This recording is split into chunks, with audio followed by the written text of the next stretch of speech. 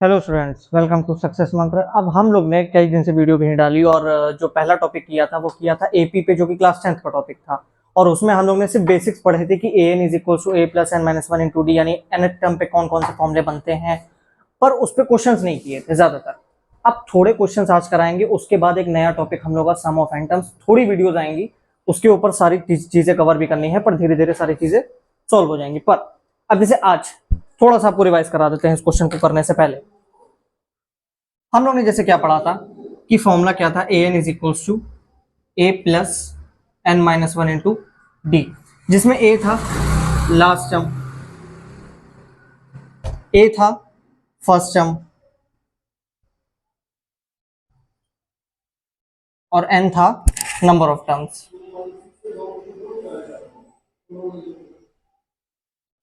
और ये था कॉमन डिफरेंस। अच्छा, ये फॉर्मूला तब आया था जब हमें लास्ट टर्म निकालना हो या कोई ऐसी चीज फाइंड करनी हो, ठीक है।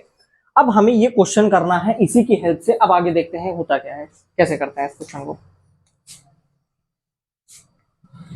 अच्छा, दिया क्या है, दिया है if the 10th term of an AP is 52, यानी 10th टर्म का मतलब क्या है, A10 की वैल्यू हमें दी गई है कितनी, 52। अगर हमसे बोलता है nth टर्म, तो nth टर्म के लिए हम लोग लिखते हैं an। वैसे ही अगर n की जगह पे मैं 10th लिख दूं, यानी n की जगह पे आ गया 10th टर्म, तो यानी यहाँ पे क्या लिख देंगे, A10। यहाँ पे n तो an, 10 तो A10। तो वैसे ही A10 की वैल्यू कितनी दी गई है, 52 दी गई है। अब 17th term, 17th term is, इसका मतलब is equal to 20, more than का मतलब प्लस, मोर देन के कौन से term, 13th term. 13th term का मतलब है A13 दिया गया है।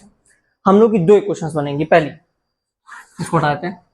अच्छा, A10 को ब्रेक करके क्या लिख सकते हैं, A10 को लिख सकते हैं, मैंने कहा था अगर एक ज्यादा हो, मतलब A10 हो, तो उसको एक कम करके लिखना है, यानी A10 को लिखेंगे A प्लस 9D।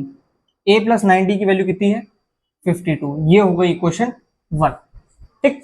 अब हमें बात करनी है 17 की। 17 को हम लोग ब्रेक करके क्या लिखेंगे, A plus 16D is equals to 20 more than. 13 term को क्या लिखेंगे, A प्लस एक कम करके, A प्लस 20। अगर ध्यान से देखें तो A से A कैंसिल हो जाएगा, बचेगा क्या, 16D is equals to 12D। अगर इसको उधर ले आए तो 16D minus 12D is equals to 20, जो कि आ जाएगा 4D इज इक्वल्स टू 20। तो D की वैल्यू 4 चला जाएगा डिवाइड में, तो D की वैल्यू आ जाएगी 5। अगर D की वैल्यू 5 आ गई, इसका मतलब है अगर मैं पहली क्वेश्चन में उठा के पुट कर दूं वैल्यू, तो मुझे A मिल जाएगा।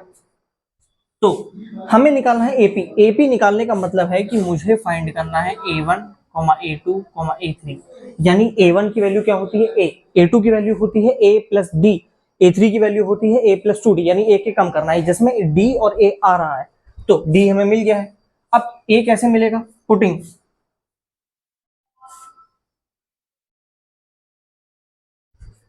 The value of D in equation 1। अब अगर इस इक्वेशन में रख दिया जाए तो क्या हो जाएगा, A प्लस 9, D की वैल्यू कितनी है, 5 is equals to 52। A is plus 9 5 जा 45 इज इक्वल्स टू 52। तो A की वैल्यू कितनी आ जाएगी, ये चला जाएगा माइनस में, तो A की वैल्यू आ जाएगी 7, ठीक है। अब 7 आ गया और D आ गया। अब आप लोग इतना नोट कर लीजिए, फिर आगे बताते करना क्या है, ठीक। अब A की वैल्यू 7 आ गई और D की वैल्यू 5 आ गई। हमें चाहिए AP फाइंड करनी है। AP फाइंड करने के लिए हमें चाहिए A1, A2, A3 की वैल्यू, यानी A1, A2, A3, A4, 4 तक निकालेंगे काफी है, ठीक है। A1 को हम लोग लिख सकते हैं A, A2 को लिख सकते हैं एक कम करके, यानी A प्लस 2 लिखा है, तो यानी एक कम करके D। A3 को लिख सकते हैं एक कम करके, यानी A प्लस 2D। A4 को लिख सकते हैं A प्लस 3D। अब हमें पता है, वैल्यू सारी पता है। A की वैल्यू है 7, A प्लस G, यानी 7 प्लस 5 12। अगली वैल्यू है क्या आएगी, 7 प्लस 2 इंटू 5, यानी अगली वैल्यू आ जाएगी 17, और अगली वैल्यू आ जाएगी ऐसे 22।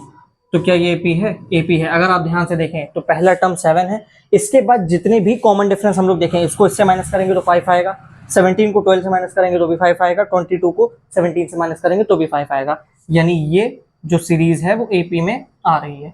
ऐसे ही क्वेश्चन को सॉल्व करना है, ठीक है। इतना नोट कर लीजिए। अब नेक्स्ट क्वेश्चन कराएंगे थोड़ा सा हाई लेवल।